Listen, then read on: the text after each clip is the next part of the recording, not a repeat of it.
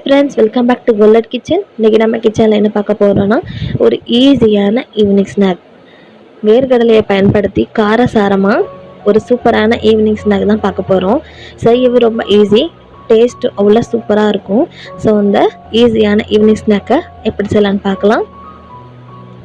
ஒரு mixie jar எடுத்துக்கலாம். அதில் ஒரு 6 பல்லு பூண்டை உரித்து சேர்த்துக்கலாம். கூடவே ஒரு 1/2 டேபிள் ஸ்பூன் போல் அளவு மிளகாய்த்தூள், ஒரு 1/4 டேபிள் ஸ்பூன் போல் அளவு மஞ்சள் தூள் ஆட் பண்ணிக்கலாம். தேவையான அளவு உப்பையும் சேர்த்துக்கலாம். சேர்த்துட்டு மூடி போட்டு அரைச்சி எடுத்துகிட்டு வந்துடலாம். ஸோ ரொம்ப ஃபைன் பேஸ்ட்டாக இருக்கணும்னு தேவையில்லை, இந்த மாதிரி அரைச்சி எடுத்துகிட்டு வந்துடலாம். ஸோ இப்போ ஒரு கடாய் வச்சுக்கோங்க. கடாய் ஹீட் ஆனது 1 டேபிள் ஸ்பூன் போல் அளவு எண்ணெய் சேர்த்துடலாம். 1 கப் அளவு வேர்க்கடலை சேர்த்துக்கலாம். வேர்க்கடலையை நல்லா நம்ம வறுத்து எடுக்க போகிறோம். வேர்க்கடலை வறுக்கிறதுக்கு லோ ஃப்ளேமில் வச்சு வறுத்து எடுத்துக்கிடலாம். நீங்கள் ஹை ஃப்ளேமில் வச்சிங்கன்னா உள்ளுக்கு வேகாது, வெளில தீஞ்சிரும். வேர்க்கடலை லைட்டாக வறுப்பட்டுருக்கு அப்புறமா கொஞ்சமாக கருவேப்பிலை சேர்த்துக்கலாம்.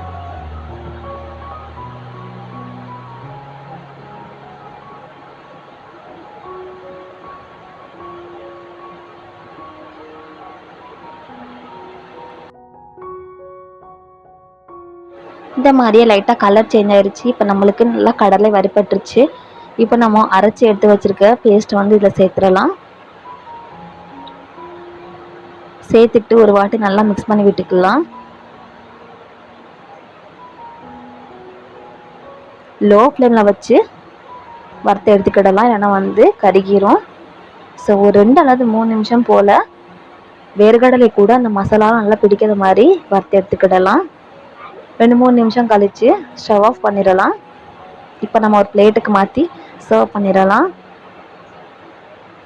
அவ்வளோதான், நம்ம டேஸ்டி அண்ட் ஸ்பைசியான மசாலா வேர்க்கடலை ரெடி ஆயிடுச்சு. சட்டுன்னு ஒரு 10 நிமிஷத்தில் செய்யக்கூடிய இந்த வேர்க்கடலை மசாலாவை நீங்களும் உங்கள் வீட்டில் ட்ரை பண்ணி பாருங்கள். உங்களுக்கு இந்த வீடியோ பிடிச்சிருந்துச்சுன்னா ஒரு பெரிய லைக் கொடுங்க. உங்கள் ஃபேமிலி அண்ட் ஃப்ரெண்ட்ஸ்க்கு ஷேர் பண்ணுங்கள். இந்த மாதிரி சிம்பிள் ரெசிபிக்காக நம்ம சேனலை சப்ஸ்கிரைப் பண்ணிக்கோங்க. Thank you.